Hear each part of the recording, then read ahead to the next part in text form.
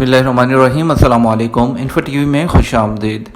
Saudi अरब ने वबाओं के फैलाव को रोकने के लिए एहतियाती तदाबीर के तौर पर मुल्क में ट्रेनों, बसों और टैक्सियों समेत डोमेस्टिक परवाज़ों को 14 दिन के लिए बंद करने का फ़ैसला कर लिया है। जुमे को वज़ारत दाखिला के अहकामात का हवाला देते हुए बताया कि मज़कूरा पाबंदी का इतलाक़ वो सुबह 6 बजे से होगा। सऊदी अरब की वज़ारत सेहत के मुताबिक मुमलकत में अब तक 274 केसेस सामने आ चुके हैं, ताहम इसकी वजह से किसी की हलाकत नहीं हुई। दुनिया भर में इस वबा से लगभग 10,000 हलाकतें हो चुकी हैं, जबकि 2,40,000 अफराद अब तक इसका शिकार हो चुके हैं। अगले 14 दिन तक सिर्फ फलाही और ज़रूरी मामलात जैसे कि तिब्बी इनखला के लिए ही चलाई जाने वाली परवाज़ों को इजाज़त होगी, बशर्ते कि उन्हें सिविल एविएशन अथॉरिटी की जानब से इजाज़तनामा जारी किया गया हो।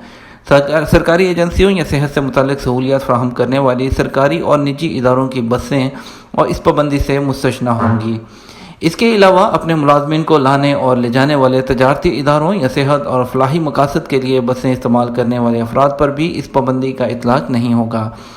SPA ने वज़ारत दाखिला के हवाले से बताया कि बस और टैक्सी ड्राइवर्स मुअत्तली की हुक्म की तामील के पाबंद हैं। इस पाबंदी से हफूफ और अबकी के रास्ते से चलने वाली रियाज, दमाम ट्रेन सर्विस और रियाज से अलजौफ सर्विस बरास्ता अलमजमा, अलकसीम और हायल के अलावा हरमैन एक्सप्रेस ट्रेन भी मुतासर होंगी।